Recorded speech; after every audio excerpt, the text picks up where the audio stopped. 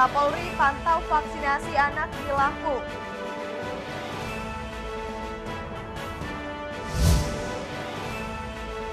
Penyelundupan belasan ribu batang rokok tanpa cukai digagalkan.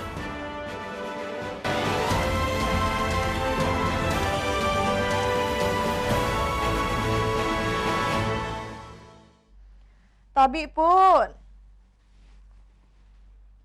Selamat pagi pemirsa iNews di Bandar Lampung dan sekitarnya. iNews Lampung kembali hadir ke hadapan Anda selama 30 menit ke depan. Kapolri pantau vaksinasi anak di Lampung. Kapolri menargetkan agar vaksinasi anak di Lampung selesai dalam 2 pekan. Pemirsa, bersama saya Citra Ramadanti, inilah iNews Lampung selengkapnya.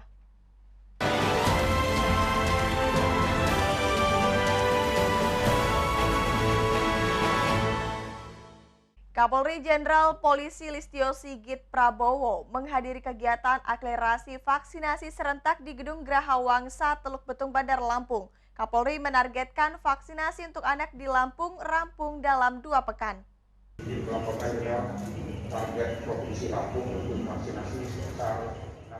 Kapolri Jenderal Polisi Listio Sigit Prabowo meninjau langsung kegiatan vaksinasi COVID-19 bagi anak usia 6-11 tahun secara massal di Lampung. Kapolri juga memberikan motivasi kepada sejumlah pelajar peserta vaksinasi yang digelar di Wisma Graha Wangsa, Teluk Betung Selatan, Bandar Lampung. Pemberian suntikan vaksin bagi anak usia 6-11 tahun ini merupakan jaminan kesehatan dan imunitas terhadap anak agar terhindar dari bahaya paparan virus corona dan mewujudkan 100% pembelajaran tatap muka. Ditargetkan vaksinasi di Lampung selesai dalam 2 pekan. Hari ini secara nasional dilaksanakan vaksinasi serentak dengan target sasaran 1 juta lebih. Harapan kita terus bisa mengejar pencapaian vaksinasi sehingga wilayah-wilayah yang masih kurang, khususnya masih di bawah 70%, segera bisa mengejar ketinggalannya. Kemudian yang sudah di atas 70, kemudian yang lansianya juga sudah mencapai 60, bisa segera mengejar target untuk anak-anak khususnya yang 6-11 tahun itu bisa segera dilakukan percepatan. Kita berikan target ke beberapa wilayah untuk bisa menyelesaikan ini dalam waktu 2 minggu untuk bisa mencapai 100%. Penguatan imunitas terhadap anak ini juga akan memberikan jaminan kesehatan kepada orang tua dan lingkungan keluarga, sehingga tidak perlu khawatir muncul klaster keluarga ketika PTM 100% diberlakukan.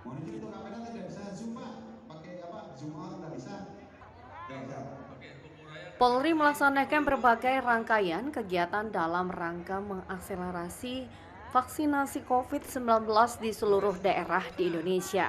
Dalam acara ini, Kapolri juga mengapresiasi capaian vaksinasi di Lampung yang tembus di atas 70%.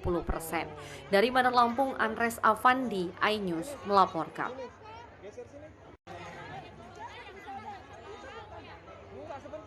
Sebanyak 6.000 anak sekolah dasar di Bandar Lampung melakukan vaksinasi COVID-19. Wali Kota berharap pembelajaran tatap muka 100% akan dimulai pada Februari.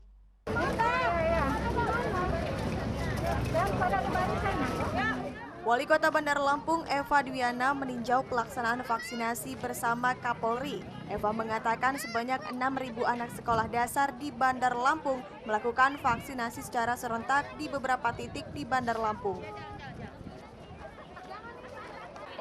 Sebanyak 2.200 diantaranya digelar di Graha Wangsa, sedangkan sisanya mengikuti vaksinasi di sekolah-sekolah dan puskesmas. Percepatan vaksinasi terhadap anak sangat penting, mengingat pembelajaran tatap muka akan dilakukan pada Februari mendatang. Untuk itu Eva berharap vaksinasi anak segera mencapai 100%. Dan alhamdulillah kita untuk hari ini, untuk anak 6.000. 2.200 yang ada di Graha Wangsa dan yang lainnya 3 titik. Tapi kita tiap di 31 puskesmas itu tetap melaksanakan vaksinasi. Dan alhamdulillah antusias dari anak-anaknya ya, anak-anaknya pada semangat semua dan juga antusias dan nggak ada yang nangis ya. Mudah-mudahan ini kolaborasi antara pemerintah kota dengan Forkopimda, Pak Dandim, Pak Kapolres, Pak Jari, semua guyup untuk percepatan vaksinasi yang ada di Kota Bandar Lampung. Dan kita juga dibantu oleh Pak Polda, Pak Danrem, jadi semuanya. Pemkot juga akan kembali melakukan vaksinasi dari rumah ke rumah karena disinyalir masih ada warga yang takut akan divaksin. Dari Bandar Lampung, Ruslan AS, iNews melaporkan.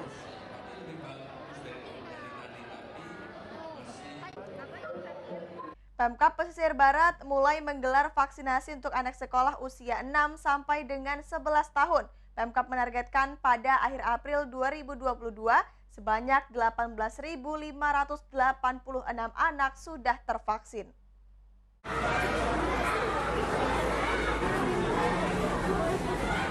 Sebanyak 30 siswa SD Negeri 1 Keroi, Kecamatan Pesisir Tengah, Kabupaten Pesisir Barat mendapat vaksin jenis Sinovac.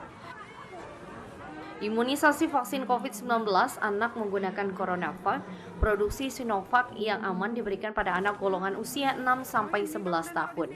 Vaksin bagi anak usia 6-11 tahun bertujuan melindungi anak dari paparan COVID-19 dan memberikan keamanan saat melaksanakan pembelajaran tatap muka. Dinas Kesehatan menargetkan sedikitnya 18.586 anak tervaksin sampai akhir April tahun ini. Melaksanakan kick-off pelaksanaan vaksinasi anak usia 6 sampai 11 tahun. Untuk pada hari ini kita akan mengadakan vaksinasi kepada anak 30 orang anak. Selanjutnya besok kita akan melaksanakan serentak di seluruh wilayah Kabupaten Pesisir Barat. Pelaksanaan ini dilaksanakan serentak. Pemberian vaksin pada anak memerlukan persetujuan yang diberikan oleh orang tua. Peserta vaksinasi tidak takut disuntik. Pak Liusen, tadi udah disuntik? Gimana rasanya? Nggak ada rasa. Nggak sakit? Berani berarti disuntik? Sementara ini, ketersediaan dosis vaksin di Pesisir Barat masih aman. Dari Pesisir Barat, Enrico Ngantung, iNews melaporkan.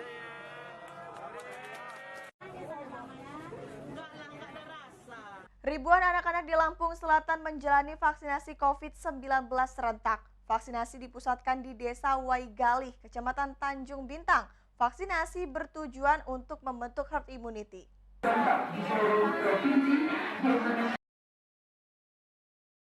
Polda Lampung melalui Polres Lampung Selatan menyediakan 1.782 dosis vaksin. Vaksin disebar di 9 titik di Lampung Selatan, baik dosis 1 atau dosis kedua. Ke-9 titik pelaksanaan vaksinasi SD Negeri Pauh Tanjung Iman, Kecamatan Kalianda, Balai Desa Sidoharjo, Kecamatan Jati Agung, Kecamatan Palas, Kecamatan Bakauheni, SD Negeri 3 Sido Asri, Kecamatan Candipuro, Desa Natar, Kecamatan Natar, Kecamatan Seragi, GSG Betik Hati Sidomulyo, Kecamatan Sidomulyo, SD Negeri 2 Galih Lunik, Tanjung Bintang. Kapolda Lampung Irjen Pol Hendro Sugiyatno melakukan pemantauan langsung pelaksanaan vaksinasi di desa setempat. Saat ini pemerintah telah memberikan kebijakan dalam pelaksanaan pembelajaran tatap muka. PTM melalui vaksinasi mencapai 70% dan lansia 60%. Dengan percepatan vaksinasi, target tersebut dapat terpenuhi. Kendati sudah divaksin, masyarakat diminta tetap mematuhi protokol kesehatan dan selalu menjalankan 5M. Diharapkan capaian vaksin yang diberikan mampu mempertahankan serta menjadi lokomotif utama dalam penyelenggaraan pembelajaran tatap muka bagi anak-anak. Dari Lampung Selatan, Heri Fulistiawan, iNews melaporkan.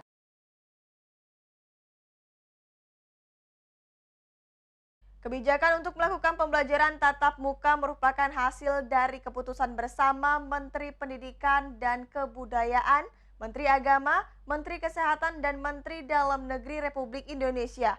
Terdapat beberapa syarat yang harus dipenuhi untuk menggelar PTM.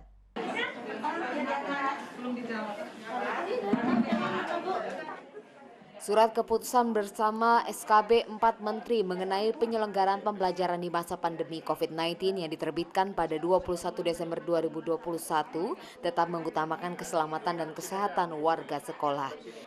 Pemerintah berupaya memulihkan pembelajaran dengan kembali membuka sekolah secara tatap muka di semester genap tahun ajaran 2022 secara terbatas dan tidak semua satuan pendidikan bisa menggelar PTM secara penuh. Dalam SKB 4 Menteri tersebut tercantum bahwa satuan pendidikan di wilayah PPKM level 1 dan 2 bisa melaksanakan PTM dengan jumlah peserta didik 100% jika capaian vaksinasi dosis 2 pendidik dan tenaga kependidikan paling sedikit 80%. Dengan begitu, sekolah juga bisa menyelenggarakan PTM setiap hari dengan lama belajar paling banyak 6 jam pelajaran per hari. Namun jika capaian vaksinasi dosis 2 pendidik dan tenaga kependidikan di wilayah PPKM level 1 dan 2 berada di antara angka 50-80%, maka satuan pendidikan di wilayah tersebut hanya diperbolehkan menyelenggarakan PTM terbatas dengan jumlah peserta didik 50% dari kapasitas ruang kelas. PTM terbatas di wilayah itu bisa diselenggarakan setiap hari, namun harus dilakukan bergantian sesuai dengan jadwal yang diatur sekolah berdasarkan jumlah siswa dan ketersediaan ruang kelas dengan lama belajar maksimal 6 jam pelajaran per hari. Satuan pendidikan diimbau menggunakan teknologi untuk pemantauan evaluasi PTM terbatas yang terintegrasi dengan data pokok pendidikan, sistem informasi data pendidikan dari Kementerian Agama dan Peduli Lindungi, termasuk penggunaan QR barcode Peduli Lindungi untuk pengunjung dan tamu di satuan pendidikan.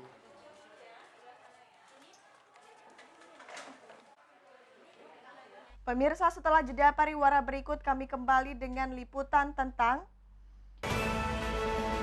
penyelundupan belasan ribu batang rokok tanpa cukai digagalkan. Tetaplah bersama kami.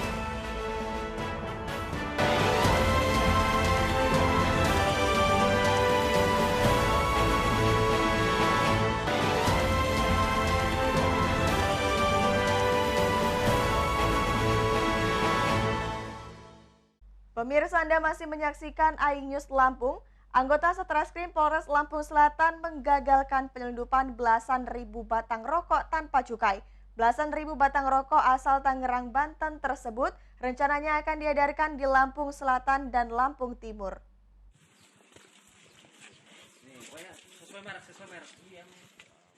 Anggota Satreskrim Polres Lampung Selatan menggagalkan penyelundupan rokok tanpa cukai. Rokok yang berhasil digagalkan yakni sebanyak 15.760 batang dengan 4 merek yang berbeda. Rokok merek Zava Bold sebanyak 238 slop. Rokok merek SBR sebanyak 155 slop. Rokok merek Surya Putra Filter sebanyak 243 slop dan rokok merek Pas sebanyak 152 slop dengan jumlah keseluruhan sebanyak 788 slop. Penangkapan terjadi di Jalan Raya Desa Seloretno, Kecamatan Sidomulyo, Kabupaten Lampung Selatan. Saat itu petugas mencurigai kendaraan jenis Toyota Avanza warna silver nomor polisi B1997BYW melintas. Pada malam hari melintasi di wilayah Sidomulyo, Lampung Selatan sehingga aparat melakukan pemeriksaan kendaraan tersebut. Saat petugas melakukan pemeriksaan kendaraan tersebut, ternyata di dalamnya berisi ratusan bungkus rokok tanpa cukai. Selain mengamankan barang bukti ribuan batang rokok, polisi juga mengamankan 1 orang pelaku yang membawa rokok tanpa cukai tersebut. Pelaku yang diamankan berinisial RA, pria 25 tahun berasal dari Desa Sidodadi, Kecamatan Sidomulyo, Lampung Selatan. Modusnya yang bersangkutan membawa barang dari Tangerang, kemudian yang bersangkutan juga memasarkan langsung ke warung-warung yang ada di Provinsi Lampung, tetapi tujuannya sementara ini ke Lampung Selatan dan beberapa warung di Lampung Timur. Tujuannya ke warung-warung kecil, pedalaman, biasanya seperti itu. Nah, belum sempat dia memasarkan ataupun menaruh barang, sudah dilakukan upaya penangkapan di situ. Begitu deh modusnya. Adapun pelaku membawa rokok tersebut dengan cara dari Tangerang ke Lampung Selatan dengan naik travel. Dari Lampung Selatan, Heri Fulistiawan, iNews melaporkan.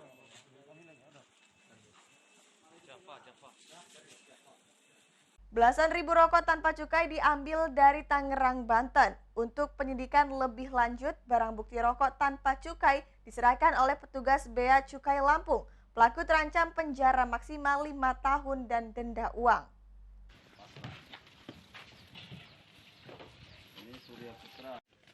Di hadapan petugas, RA mengaku mengambil rokok tanpa cukai tersebut dari daerah Tangerang.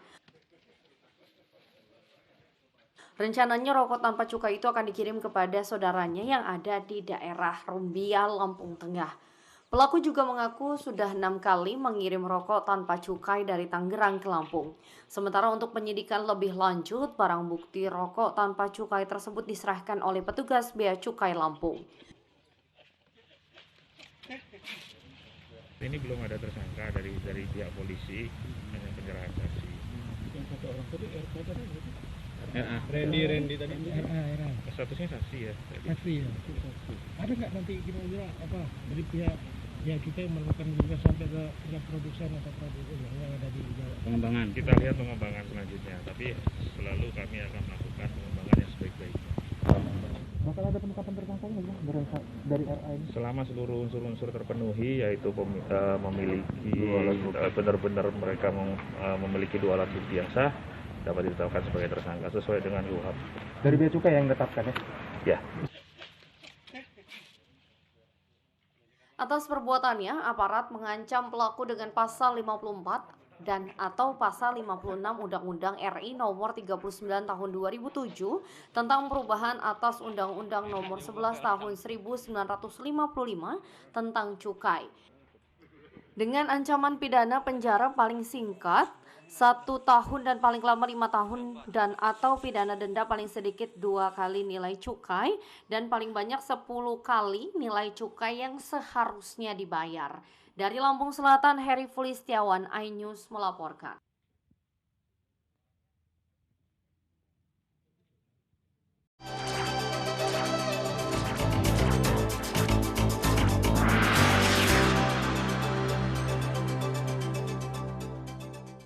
Ketua Tim Penggerak PKK Lampung Selatan, Winarni Nanang Ermanto, meninjau pelayanan sunat massal dan vaksinasi untuk anak usia 6-11 tahun. Kegiatan ini merupakan bagian dari mendukung program Bupati Lampung Selatan. Sunat secara gratis serta vaksinasi anak umur 6 tahun sampai dengan 11 tahun dilakukan di Desa Sidoasi, Kecamatan Ketapang beberapa hari lalu. Program sunat secara gratis ini dilakukan setiap hari di setiap UPT Kesehatan di Puskesmas Kecamatan Selampung Selatan. Winarni juga berharap agar vaksinasi untuk anak berjalan lancar. Saya juga selaku Ketua Tim Penggerak PKK Kabupaten Lampung Selatan tadi meninjau ada program Bapak Bupati, Bapak Nanang Ermanto, yaitu sunat gratis. Bapak Nanang Ermanto punya program sunat gratis setiap hari yang harus diberikan pelayanan oleh seluruh puskesmas Kabupaten Lampung Selatan. Winarni berharap agar pendidik dapat mengajak anak didiknya mau divaksin untuk mencegah virus corona. Dari Lampung Selatan, Alsiswadi melaporkan. Pemirsa, setelah pesan-pesan berikut ini, iNews Lampung kembali dengan liputan tentang budidaya burung puyuh yang menguntungkan. Sesaat lagi hanya di iNews Lampung.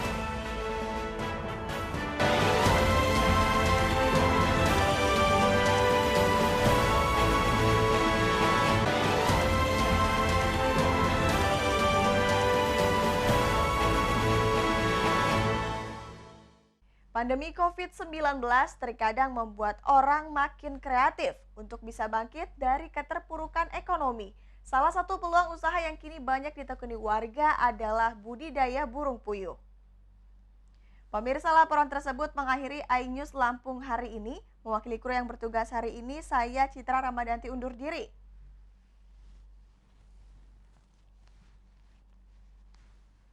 Bersama kita cegah penularan COVID-19 dengan mematuhi protokol kesehatan. Terima kasih dan sampai jumpa.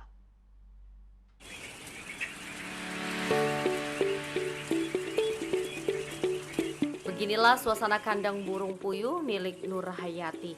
Di tengah kondisi sulit seperti ini, dirinya memulai usaha sebagai pemasok telur puyuh sejak Februari 2020 lalu. Kini wanita asal Pekonwalur, Kecamatan Krui Selatan, pesisir barat mampu mendulang Rp840.000 per hari dari 2.400 ekor burung puyuh. Sehingga dalam 1 bulan, Nur Hayati mampu meraup omset mencapai Rp25 juta. Produktivitas reproduksi burung puyuh sangat bagus sehingga mendorong tingkat produksi yang tinggi. Pada usia 45 hari, burung puyuh sudah mampu bereproduksi dengan tingkat produksi telur sebanyak 1 butir per hari. Begitupun di hari-hari selanjutnya, burung puyuh yang berukuran kecil membuat biaya yang dikeluarkan oleh peternak tidak terlalu besar. 1 ekor puyuh dalam masa produksi telur hanya membutuhkan pakan sekitar 20-25 gram per hari. Kandang burung puyuh bisa disusun bertingkat sehingga bisa dibudidayakan di lahan yang sempit atau di pekarangan rumah. Namun keunikan dari unggas satu ini adalah cara perawatannya. Untuk merawat burung puyuh, suhu dalam ruangan harus terjaga dengan baik. Jika suhu tidak teratur, kinerja burung puyuh untuk menghasilkan telur akan terhambat. Itu pembuatan kandang, saluran air minum, terus kadang kalau cuaca nggak bagus ya, kalau dia terlalu panas dia pengaruh dengan suhu, dia terlalu tinggi. Kalau dia terlalu dingin ya pengaruh juga karena tingkat stres dari burungnya meningkat. Dalam 1 hari biasanya menghasilkan berapa butir telur? Rata-rata itu kalau saya hitung butiran enggak ya, tapi kita hitung itu kilo per kilo. Rata-rata 23 sampai 24 kilo per hari. Di masa pandemi saat ini, banyak pengusaha gulung tikar akibat daya beli konsumen yang rendah. Namun hal ini tidak bagi Nur Hayati. Penjualan telur puyuh miliknya langsung dibeli oleh distributor. Kalau untuk sekarang nggak masalah, karena justru permintaan itu semakin banyak kita malah kewalahan untuk memenuhi. Biasanya didistribusikan untuk daerah mana saja? Kalau kita sekitaran Krui sama Ngambur. Jadi Ngambur itu ada 1 orang itu setiap minggu dia ngambil, tapi dia per minggu. Tapi dengan sekian gitu dia. Prospek bisnis puyuh sangat menjanjikan karena belum diisi oleh korporasi. Selain itu, biaya produksi puyuh jauh lebih ekonomis dibanding biaya produksi ternak daging dan telur ayam. Dari pesisir barat, Enrico Ngantung, iNews melaporkan.